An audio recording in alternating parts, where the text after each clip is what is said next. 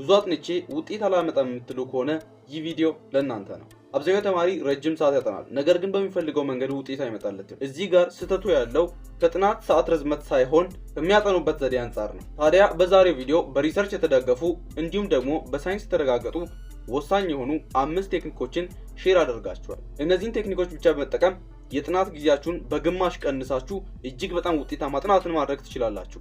አሁን ወደ ቪዲዮ እንግባና አንድ በአንድ እንመለከታቸዋለን።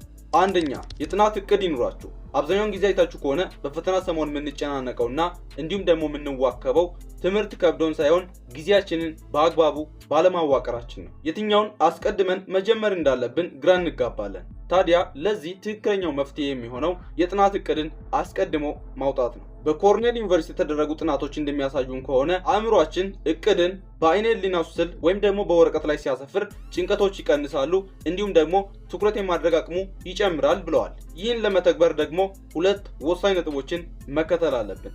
አንደኛና የመጀመሪያው የጊዜ ሰሌዳን አስቀምጡ። ይህ ምንድነው?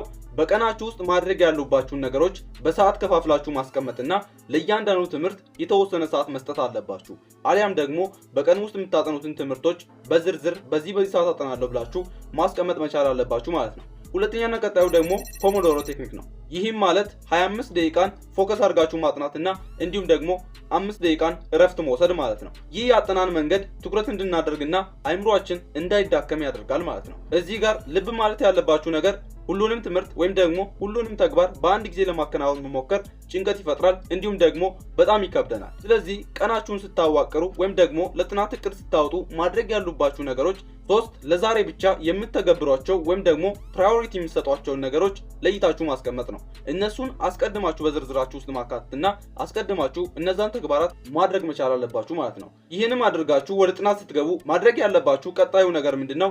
ስልካችሁን ሳይለንት ሞድ ላይ አድርጋችሁ ከናንተ ማራቅ መቻል አለባችሁ። አሊያም ደግሞ ኖቲፊኬሽን የሚያስገቡ አፕሊኬሽኖችን ብሎክ አድርጋችሁ ማስቀመጥ። በምታጠኑበት ቦታ ላይ መኖር ያለበት ነገር ለማጥናት ዝግጁ የሚያደርጉ ማቴሪያሎች ብቻ ናቸው። እንዲሁም ደግሞ በቀናችሁ መጨረሻ ላይ ያወጣችሁትን እቅድ ምን ያክል ተግባራዊ እንዳደረጋችሁ መገምገም ነው። ምን ያህል ሰራው ብላችሁ ቼክ ማድረግን ልማዳችሁ ማድረግ ይገባችኋል። ሁለተኛ፣ ማስታወሻዎችን በየቀኑ መከለስ። የአብዛኛው ተማሪ ጥያቄ አንድ አይነት ነው። እርሱም ያጠናሁትን ለረጅም ጊዜ እንዴት ሳይጠፋብኝ ማስታወስ እችላለሁ ብለው ነው። ታዋቂው ሳይኮሎጂስት ሄርማን ኤብናውስ ዘ ፎርጌቲንግ ከርቭ በሚለው ጥናቱ ላይ እንዳሰፈረው አንድ ሰው የተማረውን ነገር ካልከለሰ ወይም ደግሞ በድጋሚ ካላየ በ24 ሰዓት ውስጥ ከ50 እስከ 80 በመቶ የሚሆነውን ይረሳዋል ይለናል። በየቀኑ ማስታወሻን መከለስ ወይም ደግሞ መገምገም ስፔስድ ሪፒቲሽን ይህን የመርሳት ሂደት በማስቆም መረጃን ከሾርት ተርም ሜሞሪ ወደ ሎንግ ተርም ሜሞሪ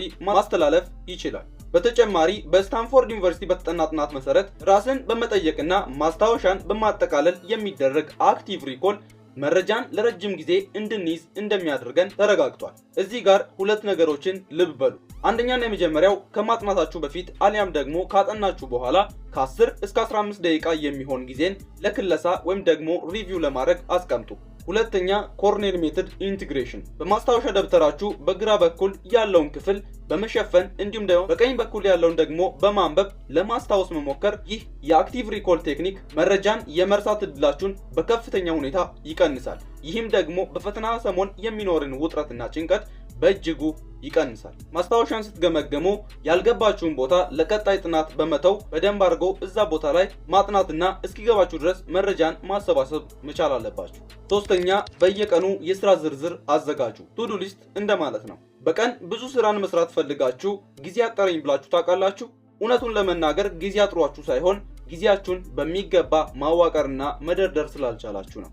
በዛይጎርኒክ ኢፌክት ጥናት መሰረት አይምሮአችን ያልተጠናቀቁ ስራዎችን በየቀኑ ማስታወሱ ሜንታል ሎድ ወይም ደግሞ ጭንቀትን ይፈጥራል። ታዲያ በወረቀት ላይ በቀን ውስጥ የምናደርጋቸውን ተግባራት መዘርዘራችን ይህን የአይምሮ ጭንቀት በእጅጉ ይቀንሰዋል። በቀናችን ውስጥ አስቀድመን የምንሰራቸውን 3 ትልልቅ ስራዎችን መመደብ፣ ከዚያም እነዛን 3 ስራዎች አስቀድመን መጨረስ። ይህ ከብዙ ጭንቀት ይገላግለናል ማለት ነው። ነገ የምታደርጓቸውን ተግባራት አስቀድማችሁ ከመተኛታችሁ በፊት በዝርዝር ማዘጋጀት። ታዲያ ይህን ለማድረግ የተለያዩ መንገዶችን መጠቀም ትችላላችሁ።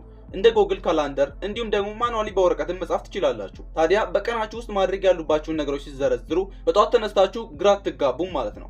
በዚህም ቅደም ተከተል ባለው ሁኔታ በቀናችሁ ውስጥ ነገሮችን ማሳካት ትችላላችሁ ማለት ነው። እንዲሁም ደግሞ ጊዜያችሁን በተግባራት መከፋፈል እነዛን ተግባራት እንድታደርጉ አይምሯችሁ ያስገድዳችኋል ማለት ነው። ታዲያ በዚህም ፕሮዳክቲቭ መሆን ትችላላችሁ። በቀናችሁ መጨረሻም ያስቀመጣችሁትን ተግባራት እያንዳንዱን ምን ያህል እንዳሳካችሁ ቼክ ማድረግ መቻል አለባችሁ። ይህን ማድረጋችሁ ለቀጣይ ተግባራት አይምሯችሁ እንዲነቃቃ እንዲሁም ደግሞ የደስታ ስሜት እንዲሰማችሁ ያደርጋል። አራተኛ በአንድ ጊዜ ብዙ ስራን አትስሩ። ይህ የአብዛኞቻችን ችግር ነው። አንድን ተግባር እየሰራን ሌላውን ተግባርም አንድ ላይ ማስኬድ እንችላለን ብለን እናምናለን። መልቲታስኪንግ ውጤታማ እንደሚያደርግም እናስባለን።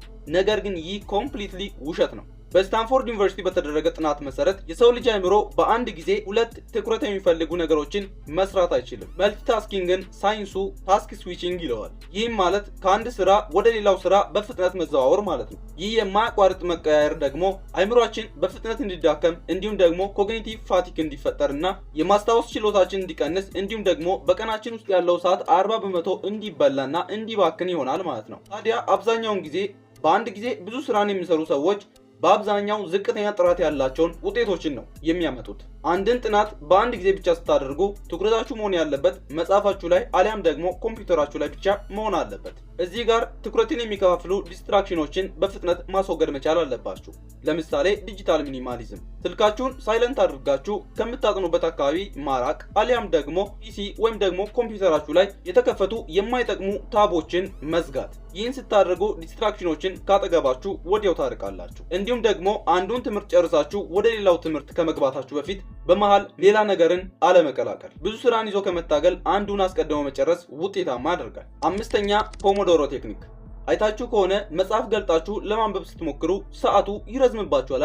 ታዲያ መጽሐፍ ገልጣችሁ ስልካችሁን ስክሮል የምታደርጉ ከሆነ ይህ በጣም ምርጥ መፍትሄ ነው። የሃርቫርድ ዩኒቨርሲቲ ጥናት እንደሚያሳየው የሰው ልጅ አእምሮ ሙሉ ለሙሉ ትኩረት አድርጎ ለረጅም ሰዓት መቆየት ይከብደዋል። ከ25 እስከ 50 ደቂቃ ትኩረት ካደረገ በኋላ የአንጎል የትኩረት አቅም ወይም ደግሞ አቴንሽን ስፓን ይቀንሳል።